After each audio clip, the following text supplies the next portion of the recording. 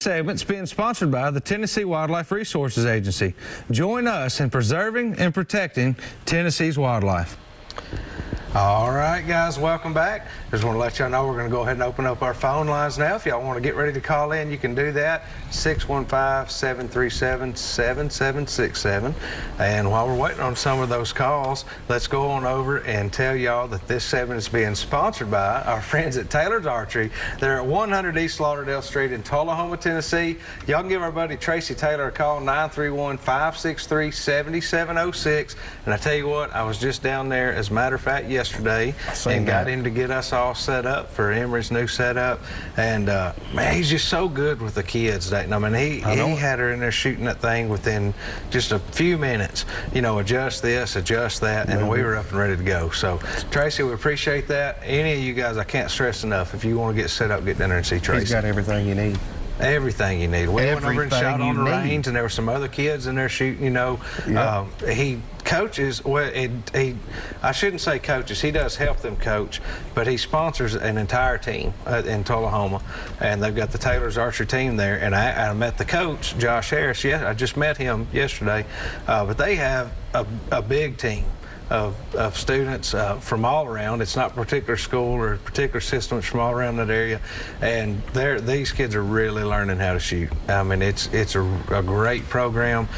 We talk a lot about the youth bass fishing programs and things now, and now we're starting to look at and get into some of this archery stuff. And I just love seeing all these kids programs out there. They weren't there when we shot archery in school, for example, when we bass fished all the time. Spring we rest, never got to do a bit springy of it. rest Spring TM Hunter. Is that what they called that original little split rest? You know, we thought we was on top of the world then. That's right. We got that stuff, but I love being able to see these kids get out and shoot, but he got us right set up. Within a half an hour, you know, she was standing there at 10 yards pegging them in. So couldn't be any more proud of that. But Dayton, what do you got going on right now with the fishing world, man? You've been quite a bit, and I know we mentioned just briefly earlier that you've been catching some white bass. Is mainly what you've been out after here, like the hybrid. Yeah. What kind of depths you been finding, man? What are you doing? Well, mostly I'm just waiting for them to come up in the jumps. You can catch them in the jumps with like a spook or another topwater, but I really like throwing a spoon. Yeah. And you cover a lot more water with a spoon. So you're not vertically jigging. No, you're I'm casting it. Let me run you through this real quick, because I thought about this so I can explain it to people. When I'm using that big spoon, I throw it as far as I can throw it, and I count it down to like 15, because I'm 35, 40 foot deep, and you can see the bait and the fish. When I pull that spoon up, I'm pulling it from 15 foot back up to 7 foot. I'm moving it 7 foot at a time. Yeah. So it'll flutter back in through that zone again. You're not just tilting. I'm not just tilting. I mean, I'm pulling 7 foot of line. That way you're in the colony of the fish, whether you're too deep at one time.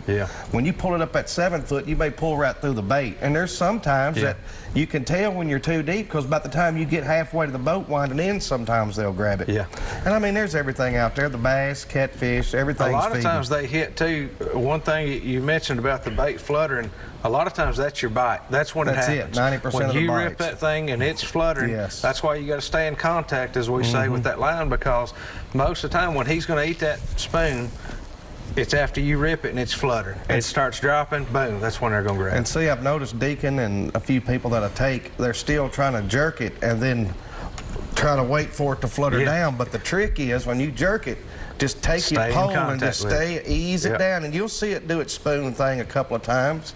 Then when it gets back down there, just pull it again and just let it follow it back down a little bit. Whereas if you just let your arm straight down, the spoon's still dropping, you're not going to feel the fish grab. And it's just a free fall. That's a big difference there. Yeah, you'll be all over the fish and don't realize you're just letting them go because you're not ever setting them up. But we got a few calls coming there. Let's go ahead and grab one. Benny, how are you doing tonight? Hey, Brandon, how y'all doing? Doing great. We appreciate you calling. Hey, tell that young man there he is a turkey hunter. He's saying he ain't no turkey hunter. All them turkeys running around him. Did he say he seen a bearded hen?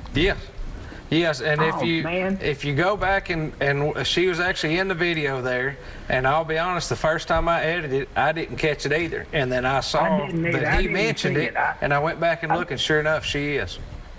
Oh man, only 2 in my lifetime so far I've seen out hunting. Yeah. And I passed one up and waiting on that gobbler, and he hung up on me.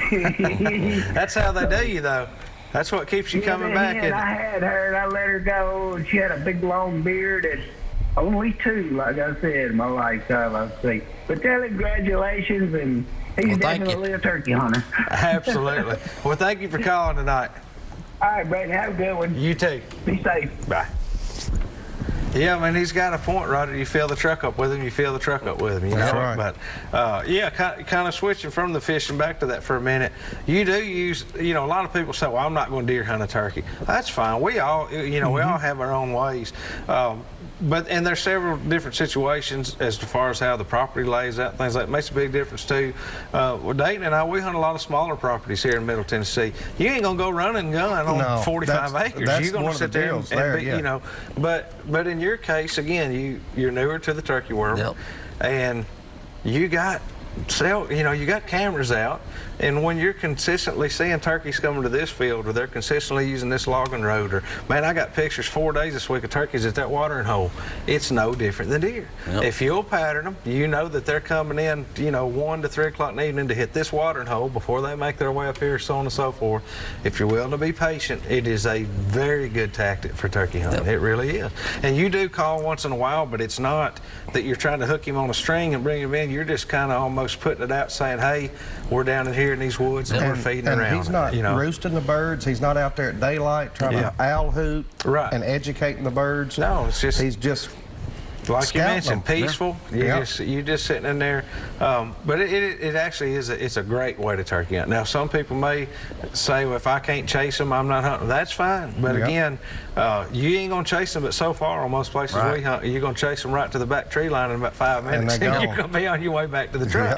That's the thing, is that we've all adapted to hunting these smaller properties and things, and that's one really good case when this comes in handy. Just sitting tight and calling every once in a while, because you go bump those birds off the back of the property line or something, you're done. I mean, they might be back later on or the next day or something, but they're done for right now.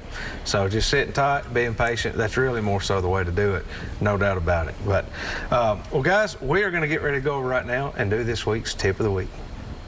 This week's Tip of the Week's been brought to you by Tennessee Outdoor Rendezvous and Deer Expo at 945 Bedore Parkway, Lebanon, Tennessee. Y'all can give our buddy Wes Stone a call. He is also, as you know, your #1 top local Cryolite realtor. He can take care of you. 615-444-8200. Let Wes take care of you today. All right, a Tip of the Week. What you got over at Dayton? Man, I'll tell y'all what I want you to do. I want you to get on the internet, and I want you to go through your boating safety classes or get a pamphlet. I want you to read on it about running lights, no wake buoys, life jackets, and just a standard procedure of operating a boat on the lake. Especially at night. Especially we've seen some things, we ain't gonna hit on it, but we've seen some things lately that they're not safe. No. And so, guys, I can't stress that enough. Great tip. Read the rules. They are there for a reason, I promise. And some of the things, especially like something Dayton saw the other night, a very, very dangerous situation. So make sure you're up to date on that stuff. Go take a boating class. There's no shame in it. I believe I'll probably take it one day myself. Take people with you to take the boating class. Take your kids, take your wife, take everybody. Learn the rules, and I guarantee you're going to have a better time on the water. We're going to get ready to take a quick break, and we'll be right back here in just a minute with some more Southern Woods and Waters.